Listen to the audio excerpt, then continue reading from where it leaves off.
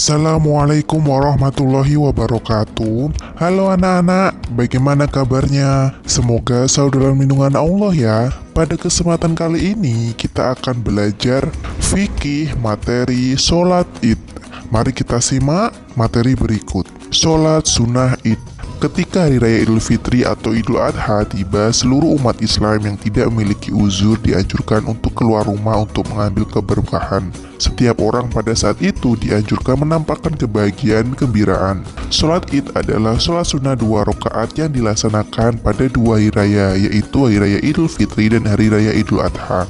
Hukum sholat id adalah sunnah muakkad, yaitu sangat dianjurkan. Sejak diisyaratkan pada tahun kedua Hijriah, Nabi Muhammad tidak meninggalkan hingga beliau wafat. Kemudian ritual serupa dilanjutkan para sahabat beliau hingga kini. Sholat Idul Fitri dilaksanakan pada tanggal 1 Syawal dan sholat Idul Adha dilaksanakan tanggal 10 Zulhijjah. Waktunya dimulai sejak matahari setinggi tombak hingga masuk waktu zuhur. Berbeda dari sholat Idul Adha yang dianjurkan mengawalkan waktu demi memberi kesempatan yang luas kepada masyarakat yang hendak berkurban selepas rangkaian sholat. Sholat Idul Fitri disunahkan memperlambatnya. Hal demikian untuk memberikan kesempatan mereka yang belum menunaikan zakat fitrah.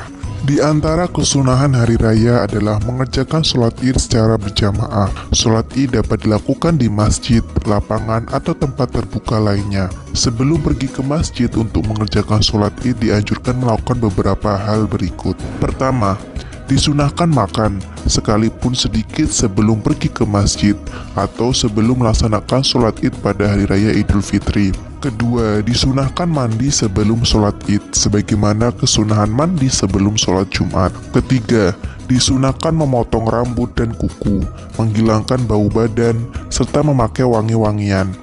Keempat, melalui jalan yang berbeda. 5. Mendengarkan khutbah. 6. Mengumandangkan takbir. 7. Mengajak wanita dan anak-anak. Tata cara sholat id. Pertama, sholat id didahului niat. Niat sholat Idul Fitri. Usolli sunnatal Idul Fitri ra'ataini lillahi ta'ala. Niat sholat Idul Adha. Usolli sunnatal Idul Adha ra'ataini lillahi ta'ala. Kedua, takbiratul ikhram, sebagaimana sholat biasa. Setelah membaca doa iftitah disunahkan takbir lagi hingga 7 kali untuk rakaat pertama. Di sela-sela tiap takbir itu dianjurkan membaca Allahu Akbar kabiro walhamdulillahi kasiro wa subhanallahi bukrata wa asila. Ketiga, membaca surah Al-Fatihah. Setelah melaksanakan ruku, dianjurkan baca surah Al-A'la, berlanjut ke ruku, sujud, duduk di antara 2 sujud, dan seterusnya hingga berdiri lagi seperti sholat biasa. Keempat, dalam posisi berdiri kembali pada rakaat kedua, takbir lagi sebanyak 5 kali seraya mengangkat tangan dan melafalkan Allahu Akbar seperti sebelumnya. Di antara takbir-takbir itu, lafalkanlah kembali bacaan sebagaimana dijelaskan pada poin kedua. Kemudian membaca surah Al-Fatihah, lalu surah Al-Ghasyiyah, berlanjut ke ruku, sujud, dan seterusnya hingga salam. Hukum takbir tambahan atau 7 kali pada rakaat pertama dan 5 kali pada rakaat kedua ini sunnah, sehingga apabila terjadi kelupaan mengerjakan, tidak sampai menggugurkan sahnya sholat id. 5. Mendengarkan khutbah. Setelah sholat, jemaah tidak disuruh buru-buru pulang, melainkan mendengarkan khutbah terlebih dahulu hingga selesai. Pada khutbah pertama, khotib disunahkan memulai dengan takbir hingga 9 kali, sedangkan pada khutbah kedua membukanya dengan takbir 7 kali. Hikmah sholat id. Hikmah yang terdapat pada sholat id adalah sebagai berikut. Waktu-waktu berkumpul ini sebagai bentuk ibadah kita kepada Allah, menimbulkan rasa cinta dan kasih sayang kepada sesama, memupuk rasa kasih sayang kepada sesama, berkenalan satu sama lain.